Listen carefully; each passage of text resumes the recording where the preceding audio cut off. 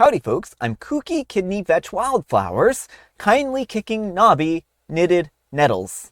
I'm Amber. And here are more knobby knitted nettles for us to kick. So let's get started on that. Alright folks, and our first letter is titled, Am I a Jerk for Letting My Flatmate Eat Contaminated Rice? I'll try to make this one brief. I live with a nightmare couple in a 2-bedroom flat that we share. They have been stealing my food, amongst other issues, for quite a while now. Everything from raiding my snack cupboard, to using up my condiments and ingredients, to even stealing my ready-made meals and meal preps from the freezer, and my stock of fruit ciders. I have a plastic bag next to my desk that has several kilos of rice in it. I had noticed over the space of a month or so that the bag was shrinking. I noticed because when I transferred rice into a bucket, it was no longer filling the bucket. It was about 3/4 of the way full. I confronted one of my flatmates about it and they denied it.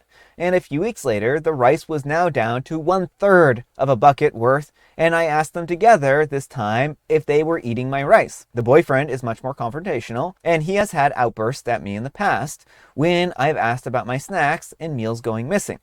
He immediately retorted with it's just rice, OP. I know you bought it from Lidl for like 70 pence a bag. Why are you so twisted up about a couple quid worth of rice? Get over it. This is where they claim that I'm the jerk, because the rice wasn't for consumption. That rice was for my workouts. I went on to explain to them, rather gleefully, that I've been using that rice to train my wrists and grip strength. Then I've been transferring it to a bucket every couple of days when I get home from the gym. And I've been pounding my filthy gym-grimed fists into it for 15 minutes at a time, grabbing and twisting and grinding it. My hands always came out looking clean and soft afterwards. They gagged and became enraged, with the girlfriend screaming at me for not telling her about the rice when I had first confronted her about it. But I shot back with the fact that she fully denied that they were taking it. So I guess I was wrong for believing her, I guess. I've been getting messages from multiple people I barely know, or don't even know at all, who are calling me disgusting for letting them eat something that could make them sick. But I mean, come on. It's not like I cooked that stuff up for them and served it to them. They stole it from me. They didn't question why it was being kept in an old plastic bag on the floor under my desk, separated from the aged basmati and jasmine rice in my cupboard. So I do think that I was a bit of the jerk for the pleasure that I took in telling those two bozos that they were eating my nasty gym rice, but I do not think that I'm at fault for the fact that they ate it in the first place. All right, folks, what do you think?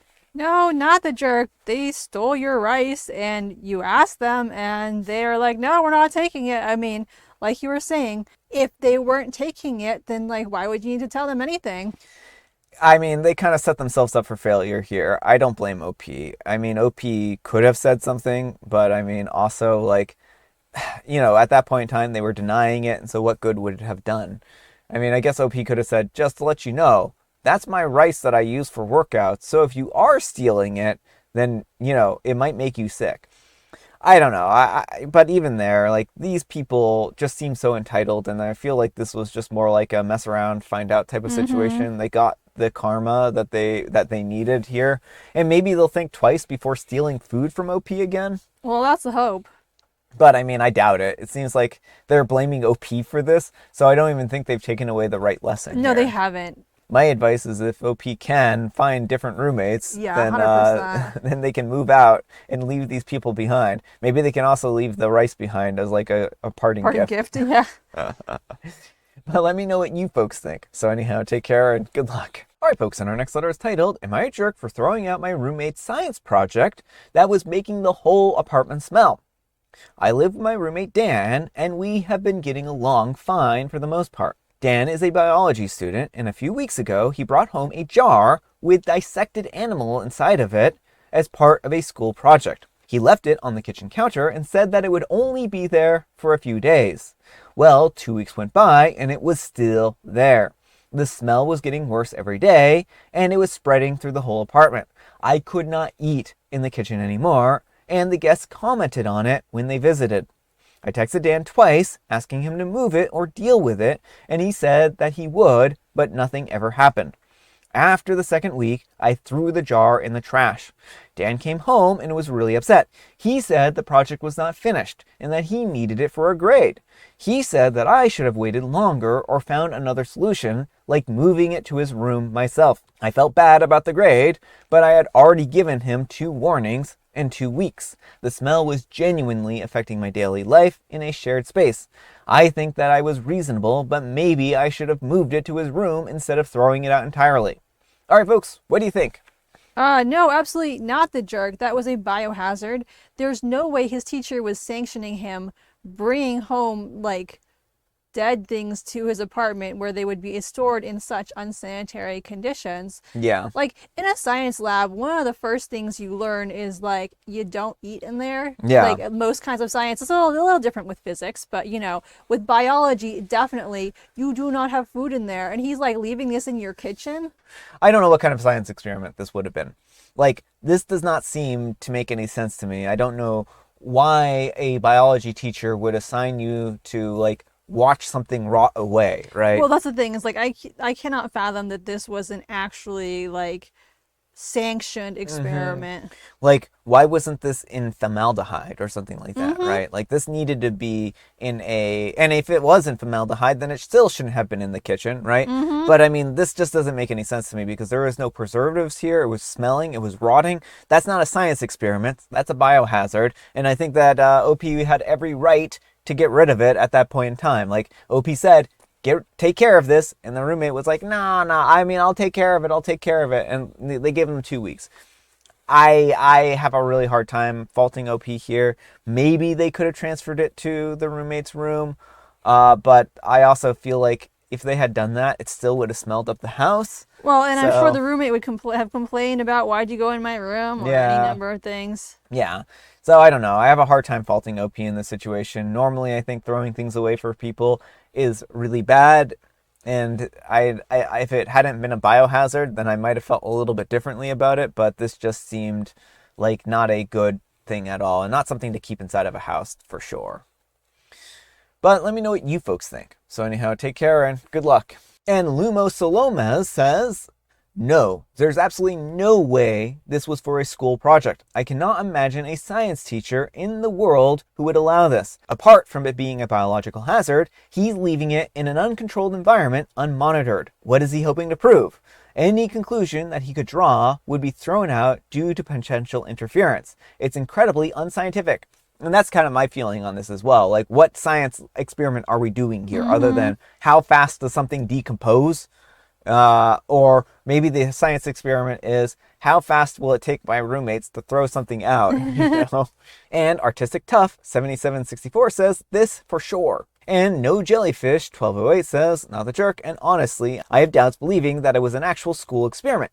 Usually professors don't assign such gross stuff to do at home because, well, it's kind of a biohazard. And Numerous Spend 8002 says, not the jerk, but also, I would have probably sent him a text that said, the smell of this thing is becoming a biohazard. If you have not taken care of it by 10 p.m. tonight or some other deadline, I'm throwing it away. This is disgusting and I will not be willing to live like this.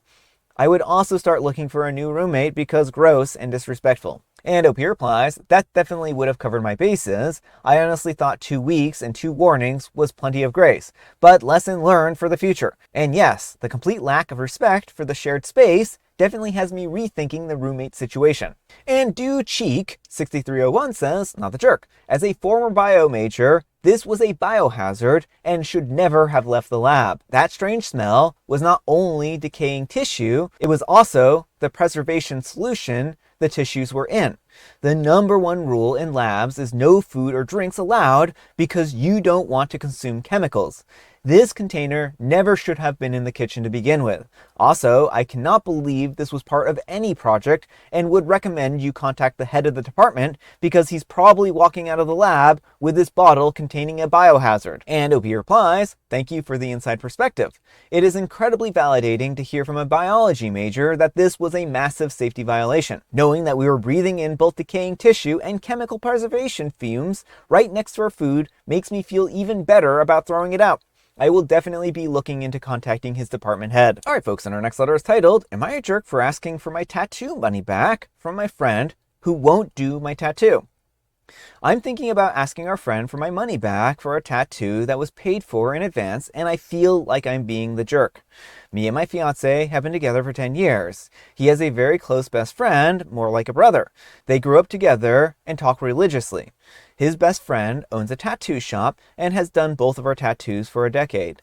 Me and my partner broke up for a length of time back in 2025. Then we got back together before the holidays. We never had an issue with our friendships because of the breakup, really. We kept this between us. My partner bought me a gift certificate for a tattoo at his best friend's shop because he was running a Christmas deal of gift certificates. A $300 tattoo for $250. I got it Christmas morning and I messaged his friend about a week later to set up a date on the books for it. He never messaged me back. My partner ended up getting his neck tattoo finished by him. This date was previously set before Christmas or receiving my gift card. He asked him about getting back to me, and his friend said that he would. I messaged him maybe 2 to 3 times over the next few weeks, assuming that he was just busy. But our other mutual friends would be posting pictures of tattoos that he was doing for them, or excitement for the upcoming dates for their new tats. So obviously, I started thinking that he was ignoring me. I finally messaged him late April and said that he needed to at least put me on the books. It did not have to be ASAP. He still did not respond. My fiance called him and he said, tell her that I can fit her in tomorrow if she wants. Well, I had to work and I couldn't ask that soon off in advance. So I told him my schedule and he told me his. I ended up requesting through my job a day off for him to do it that worked best for him, and he agreed. The date was for May 9th at 11 a.m. I got up and ready and I headed to his shop. 15 minutes before our scheduled time, he texted me and said, sorry, I can't make it today. I can do it tomorrow. I told him that I requested off for today and I work all day tomorrow, so it wouldn't work. He never responded. I've reached out 5 times, respectfully, and he won't respond. Well, yesterday, my girl best friend got a tattoo from him and scheduled her next one. She actually mentioned and asked why he hasn't gotten me in yet, and his response was, F her. And then he said, just kidding, but this is my best friend. She was confused, and then she told me, now I'm livid. Now I just want my money back. I'm trying to be nice, and I can't be any longer. It's been 5 months, and not as much of a response, and honestly, it's very hurtful and plain unprofessional. I haven't messaged him yet, and with his rate of response, I'm sure I won't be getting a response or my money. I understand people being busy, but am I the jerk? All right, folks, what do you think? No, absolutely not the jerk. This is completely unprofessional. And why is your boyfriend not handling this?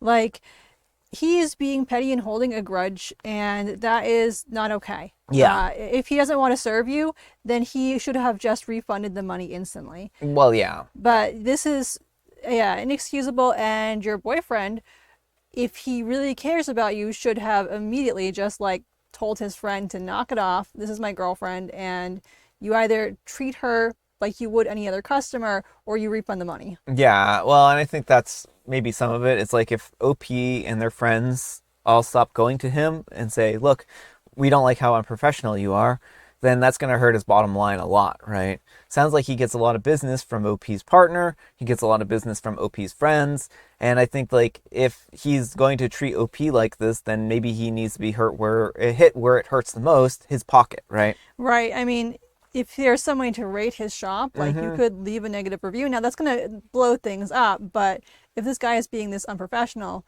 people deserve to know what he's all about. Yeah. So I don't think that OP is wrong for wanting to ask for a refund. I mean, they are being actually far more patient and kind than I think a lot of people would be in this situation. I think like after them canceling, after OP took a day off, like that's just completely unprofessional, like right there, right? Like OP arranged their schedule just so that this person could do the tattoo. And I would also say like OP probably doesn't even want to get tattoo from them at this point in time, because like if he's willing to be this petty over not even scheduling it, then what's to say he won't mess up the tattoo, That right? is a very good thing. Yeah, OP should absolutely not, like even if they lose out on the money, OP should absolutely not take a tattoo from this man at this point in time, because there are so many ways that could go wrong. Yeah, and maybe they can recoup the cost of the coupon by selling it to someone else, as long as it's a transferable thing. If it isn't transferable, then OP needs to demand their money back, right? And maybe small claims court. I don't know if that's worth it or not, because I guess it's hard to collect money from small claims. But if OP feels, like they want to go that route, then it might be a good place to go. But let me know what you folks think. So anyhow, take care and good luck. And Active Notion says, obviously not the jerk. You paid for a tattoo that you haven't had and likely won't be getting. In fact, he should be reimbursing you for canceling late notice without a reason after you took the day off. And IC Department 1423 says, you should report him to the State Licensing Bureau. I mean, that's actually a really good idea. Mm-hmm. And As It Was 25 says, not the jerk. Honestly, you should have realized what was happening after the third non-response. Clearly, the friend picked sides after the breakup, and I wouldn't trust him to ink my skin. Get your money back and find a different artist. And Tiger in the Lily says, not the jerk. Obviously, your fiancé told him about the breakup, and he has taken it upon himself to not forgive you for it. What does your fiancé have to say about this? Also, not sure if you should trust the guy to put something permanent on you at this point. And Limp Movie 7958 says, not the jerk. If that's how he feels, I wouldn't trust him to do a good job. Also, what's really boggling here is, like, this isn't even, they're not broken up anymore too, right? So, like, even after like they're together still, now he's like, I'm still gonna punish her because they had some kind of breakup, right? I mean, I think it's one of those situations where the boyfriend trash talked her to his friend, and now he hates her even though they're back together. And honestly, the boyfriend is not seeming like a good partner. If he's still, like, I know he asked what was up, but he hasn't followed up. He's not putting any pressure on the friend. And Necessary Bear 5500 says, I'm confused. If your partner bought you the gift certificate, what money are you trying to get back? Assuming your partner is the one who actually paid for it. I would think that they could get the money back from their best friend if they wanted to. There has to be more here. If the best friend is not scheduling you, why is your partner just letting this happen rather than at least asking the best friend what the story is? And OP replies, my boyfriend reached out several times himself. His best friend just doesn't respond for a day or two. Then, when he does respond, it's nothing related to the tattoo.